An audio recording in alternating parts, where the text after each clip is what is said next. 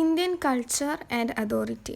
ഈ പാഠഭാഗം the Indians A portrait of people എന്ന് പറഞ്ഞ എസ്സേ എന്നുള്ളതാണ്. സുധീർ കക്കറും കാതറിന കക്കറും എഴുതിയ ഇന്ത്യൻ കൾച്ചർ ആൻഡ് അതോറിറ്റി എന്നുള്ളത് പരമ്പരാഗത ഇന്ത്യൻ കുടുംബാംഗങ്ങളിലെ അധികാരഘടനയെക്കുറിച്ച് സംസാരിക്കുന്നു. ആധുനിക കാലത്തും ഈ കുടുംബ വ്യവസ്ഥ ഇന്ത്യൻ ജനതയുടെ വ്യക്തിത്വത്തെയും പെരുമാറ്റത്തെയും എങ്ങനെ സ്വാധീനിക്കുന്നു എന്ന് രചയിതാക്കൾ വിശദീകരിക്കുന്നു. കുടുംബാംഗങ്ങളുടെ, പ്രത്യേകിച്ച് പിതാക്കന്മാരുടെ പങ്ക് കാലക്രമേണ എങ്ങനെ മാറിയിരിക്കുന്നുവെന്നും ഈ എസ്സേ വിവരിക്കുന്നു.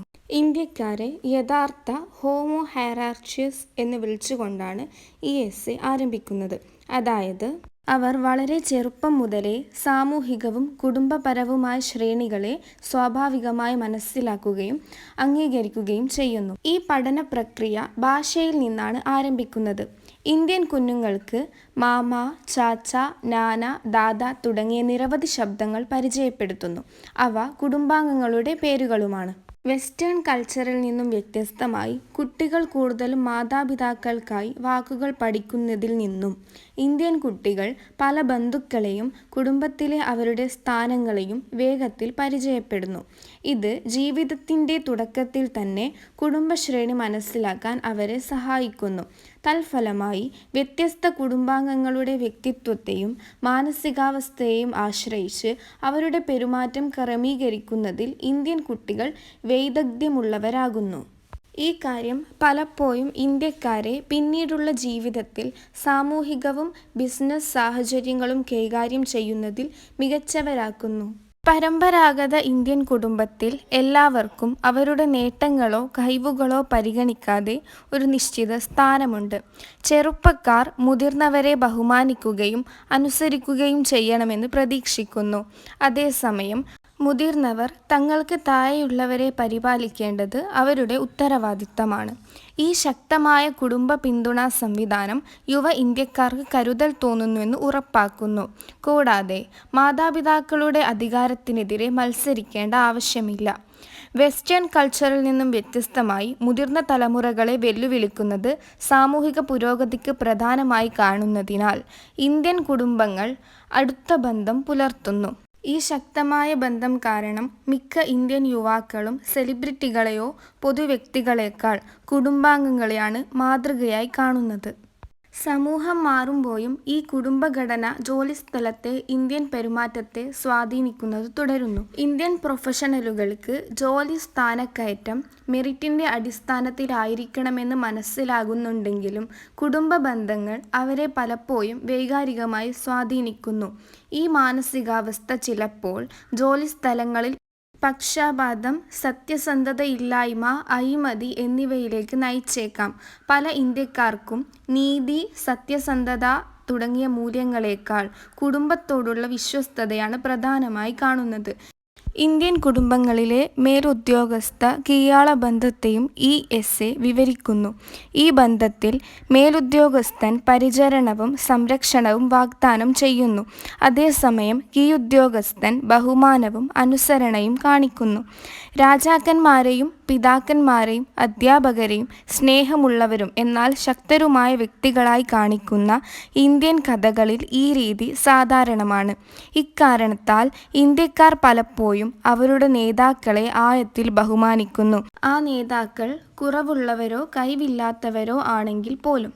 ഈ ബഹുമാനം കുടുംബത്തിലെ മുതിർന്നവരോട് മാത്രമല്ല, രാഷ്ട്രീയ ആത്മീയ നേതാക്കളോടും വ്യാപിക്കുന്നു.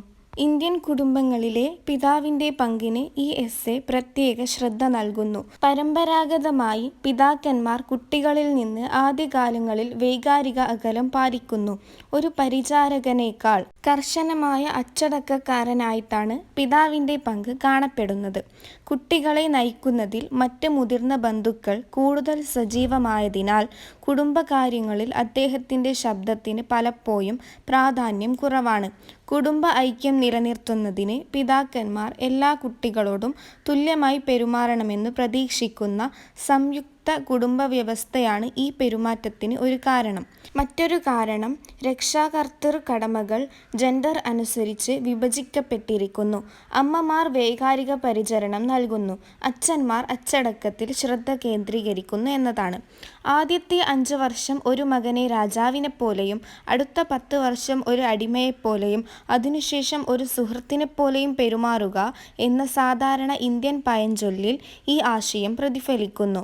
ഇത് കാണിക്കുന്നത് പിതാക്കന്മാർ കർശനമായ എന്നാൽ കരുതലുള്ള വ്യക്തികളായിരിക്കണമെന്ന് പ്രതീക്ഷിക്കുന്നു എന്നാണ്. വൈകാരികമായി ഈ അകലം ഉണ്ടായിരുന്നിട്ടും ഇന്ത്യൻ പിതാക്കന്മാർ തങ്ങളുടെ കുട്ടികളെ അഗാധമായി സ്നേഹിക്കുന്നു. ദീർഘനാളത്തെ വേർപിരിയലിനു ശേഷം തൻ്റെ പിതാവിൻ്റെ കണ്ണീരും വൈകാരികവുമായ ആലിംഗനത്തെ ഓർമ്മിക്കുന്നതുമായ Paramahansa യോഗാനന്ദയുടെ an autobiography of A യോഗി എന്ന കൃതി ഈ എസ്സേ മെൻഷൻ ചെയ്യുന്നു. ഇന്ത്യൻ പിതാക്കന്മാർ ഒതുങ്ങി ജീവിക്കുന്നവരാണെങ്കിലും പലപ്പോഴും തങ്ങളുടെ സ്നേഹം തുറന്നു പ്രകടിപ്പിക്കാൻ പാടുപെടുന്നുണ്ടെന്ന് ഇത് കാണിക്കുന്നു. ഈ ആധുനിക കാലത്ത് സാമൂഹിക മാറ്റങ്ങൾ പിതാക്കന്മാരുടെ പങ്കിനെ പുനർനിർമ്മിച്ചു. നഗരമധ്യവർഗത്തിൻ്റെ വളർച്ചയോടെ പിതാക്കന്മാർ ഇപ്പോൾ കുട്ടികളെ പരിപാലിക്കുന്നതിൽ കൂടുതൽ പങ്കാളികളാകുന്നു. ഈ അടുത്ത ബന്ധം പിതാക്കന്മാരും കുട്ടികളും തമ്മിലുള്ള പരമ്പരാഗത വൈകാരിക അകലം കുറയ്ക്കാൻ സഹായിക്കുന്നു. പിതാക്കന്മാരെ ഇനി കർശന വ്യക്തികളായി മാത്രമല്ല സൗഹൃദപരവും പിന്തുണയ്ക്കുന്നതുമായ പരിചാരകരായും കാണുന്നു.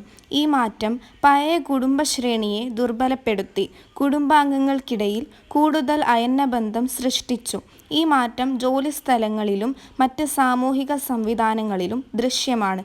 അവിടെ ഇപ്പോൾ അധികാരം കൂടുതൽ തുല്യമായി പങ്കിടുന്നു. ഇന്ത്യൻ സംസ്കാരവും അധികാരവും പരമ്പരാഗത ഇന്ത്യൻ കുടുംബ വ്യവസ്ഥയെയും അത് ഇന്ത്യൻ സമൂഹത്തെ എങ്ങനെ രൂപപ്പെടുത്തുന്നുവെന്നും പര്യവേഷണം ചെയ്യുന്നു. കുടുംബശ്രേണിയുടെ പ്രാധാന്യം, അധികാര വ്യക്തികളോടുള്ള ബഹുമാനം, പിതാക്കന്മാരുടെ വികസിച്ചുകൊണ്ടിരിക്കുന്ന പങ്ക് എന്നിവ ഈ ലേഖനം എടുത്തു കാണിക്കുന്നു. ആധുനിക മാറ്റങ്ങൾ ഉണ്ടായിരുന്നിട്ടും ഇന്ത്യൻ കുടുംബ വ്യവസ്ഥയ്ക്ക് വ്യക്തിപരവും സാമൂഹികവുമായ ബന്ധങ്ങളിൽ ശക്തമായ സ്വാധീനം തുടരുന്നു.